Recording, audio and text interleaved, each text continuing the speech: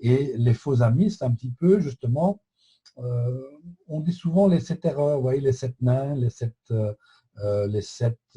jours de la semaine, et on parle souvent d'erreurs, ce qui est pas mal non plus parce que ça revient au même. Personnellement, j'ai préféré appeler ça les faux amis. Démasquer les faux amis, on va en...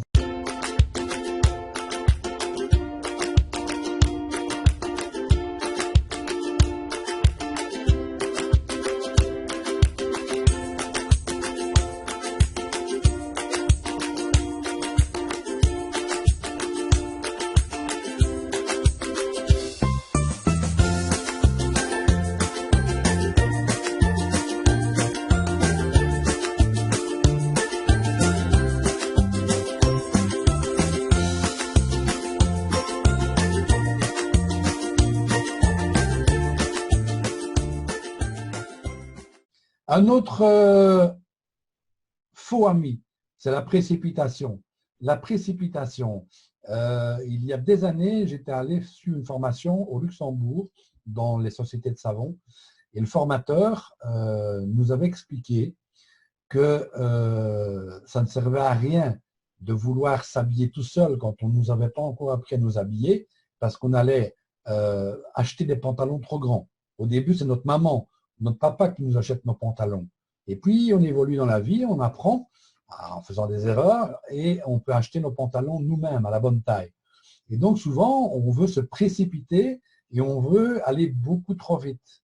On veut aller beaucoup trop vite parce qu'on nous a dit qu'il ne fallait pas traîner.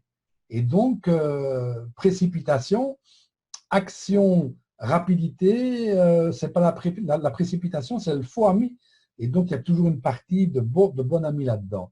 Et vouloir brûler les étapes, aller plus vite que notre évolution, aller beaucoup trop vite par rapport à notre apprentissage, par rapport à la maîtrise de tous les fondamentaux de notre métier, eh bien, c'est là qu'est le danger et c'est là que se cache, se masque ce faux ami.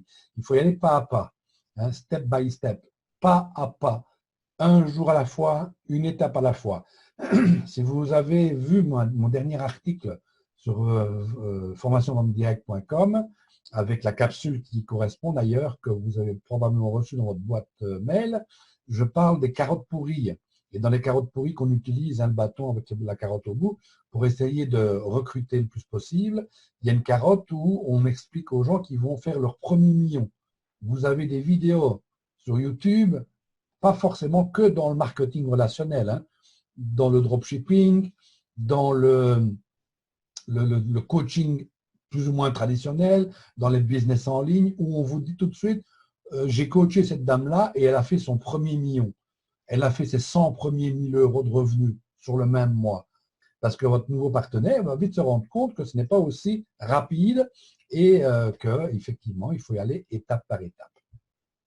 Un autre faux ami, c'est vouloir. Et vous voyez comme c'est bizarre. Vouloir, c'est très positif. Il y a plein de gens qui ne veulent pas. Et donc, qui ne font que rouspéter et attendre qu'on gagne au loto, que sais-je. Vouloir, c'est très positif. Mais le faux ami qui est caché derrière le positif de vouloir, c'est de vouloir tout de suite. Et là aussi, ce n'est pas toujours de la faute du partenaire qui démarre.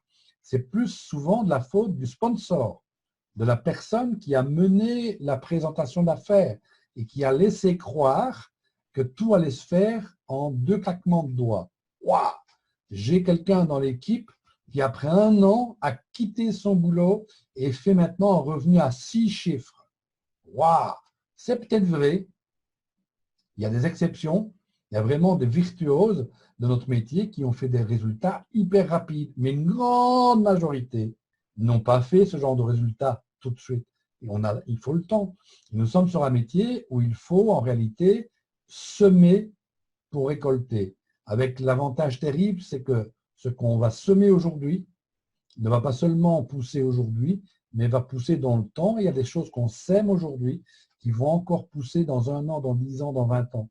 Et donc, se donner le temps de commencer à réussir, ça fait partie évidemment de notre métier et ça fait partie justement de ces faux amis. On va passer pratiquement, allez, on va dire entre tout dépend des études qu'on réalise, mais entre 10, 15, 18 ans à l'école. Avant ça, on nous aura appris, comme je viens de le voir avec le pantalon, à manger, à s'habiller tout seul, à se laver tout seul, etc. C'est l'apprentissage. Et à l'école, c'est l'apprentissage d'un métier. Et ensuite, on commence à travailler. Souvent, on est payé le SMIC ou un peu plus. On va dire, allez, on est payé 1500 €. Ça dépend du boulot, ça dépend des études. Mais aujourd'hui, vous savez, par exemple, un boulot où vous allez un peu plus longtemps à l'école, ce n'est pas pour ça que vous gagnez tout de suite plus d'argent. Hein, on est bien d'accord. Et là, on a été prêt à faire des études pendant, allez, on va dire 15 ans pour commencer à gagner un strict minimum en faisant pratiquement 8 heures par jour et ensuite à faire ça pendant 45 ans ou plus selon ce que les gouvernements décideront au niveau des retraites. Et pendant 45 ans, on va faire la même chose en espérant augmenter les revenus. En 45 ans, on aura peut-être doublé ou un peu plus le revenu, mais la vie ou le coût de la vie aura triplé. Et à la retraite, allez, imaginons, restons positifs que ce soit encore 65 ans, eh bien, on va pouvoir vivre tout le temps qu'on veut puisqu'on ne travaille plus, mais avec peut-être 60 ou un peu moins pourcentage de son salaire. Et là, on est prêt à le faire. Il y a des milliers de personnes qui le font sans jamais se dire « Waouh, j'ai fait ça pendant 45 ans pour ma retraite ». Eh bien, dans notre métier, il faut être prêt pendant 12 mois, 18 mois. Moi, je dis souvent 18 mois, 2 ans. Et on est payé pendant ce temps-là. On apprend, on construit et on est payé. Vous faites demain une home party, vous êtes rémunéré. Vous faites demain une réunion de vente chez une hôtesse, on est rémunéré. Mais on apprend en même temps. Donc, on peut quand même mettre 12 mois ou 18 mois pour pouvoir justement apprendre notre métier en construisant. Parce que dans la vie normale, on est là pour le coup, on le fait et on est prêt à passer 45 ans de sa vie après 15 ans d'école pour tout compte fait faire la même chose et jamais espérer devenir riche en réalité, ni de doubler ou tripler ses revenus. Une autre idée préconçue, une autre fausse amie, un autre faux ami, c'est ce dicton, qui va piano va sano, hein, ce qui veut dire qui va doucement va garder sa santé, va aller longtemps en pleine forme.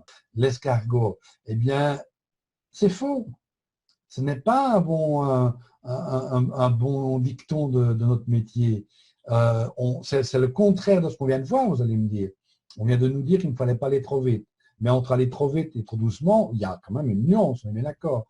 Et donc, qui va piano va sano, ça veut dire ne va jamais. Et souvent, on entend ça dans les suivis, dans les mises au courant, dans les accompagnements.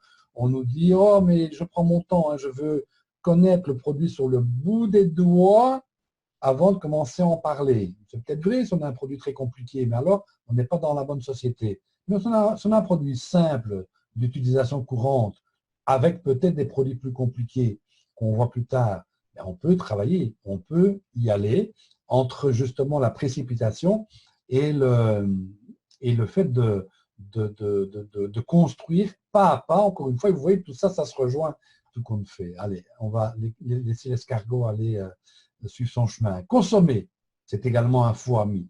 Alors, je cherchais un autre mot que consommer, parce qu'en réalité, c'est de ne pas consommer qui est le faux ami. Ne pas consommer ces produits, mais c'est criminel, c'est terrible. Vous savez pratiquement tous que je suis aussi dans le produit de santé avec l'aloe vera. Que si moi, je consommais, imaginez, je ne consomme pas d'aloe vera. Je suis malade tous les jours, ou tous les mois, ou je prends tous les rhumes et toutes les grippes. Comme c'est le cas autour de moi, à part quelques exceptions. Hein. Si je ne le faisais pas et que j'essaye de dire à la voisine, tu sais, j'ai une super boisson de santé pour toi. La première chose qu'elle va me demander, c'est « Et toi, qu'est-ce que ça t'a fait ?» Mais moi, je n'en prends pas parce que je n'en ai pas besoin. Voilà. Et ce n'est pas vrai seulement pour l'aloe vera. C'est vrai pour un rouge à lèvres, c'est vrai pour une tasse de café ou un paquet de thé, ou c'est vrai pour un plastique, une boîte en plastique. Si vous n'êtes pas le premier consommateur de vos produits, il n'y a pas de raison que les autres consomment. Parfois, on me dit, on n'est pas obligé de consommer pour faire du chiffre. OK, ça veut dire que vous êtes un commercial. Vous avez appris à l'école, parce qu'il y a plein de commerciaux qui sont des commerciaux de talent, qui ont appris à l'école à faire du commercial. Mais dans marketing relationnel, vous remarquerez qu'il n'y a pas beaucoup de commerciaux. Pourquoi?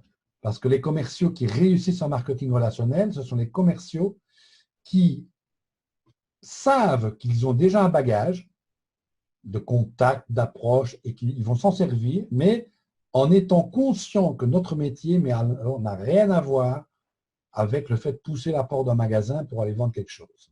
Et donc, ces personnes-là qui nous disent « je n'ai pas besoin de consommer », souvent ne sont pas des commerciaux et tout compte fait, voilà. Le fait, par exemple, de découvrir une bonne affaire ou un bon produit, ou que sais-je, on le fait. Quand on explique ce qu'est le marketing relationnel, on prend l'exemple du restaurant en expliquant que c'était super et que naturellement, on en parle. Mais donc, c'est un petit peu la base de notre business, c'est de devenir, nous, très enthousiasmés au niveau de nos produits parce qu'ils nous apportent quelque chose et ensuite partager cet enthousiasme communicatif, sans excès, avec les personnes qui nous entourent. L'autre faux ami, c'est le mot objectif. Ah, pourtant on nous dit qu'il faut des objectifs. Eh bien, l'aspect positif de l'objectif, c'est qu'effectivement, il faut des objectifs.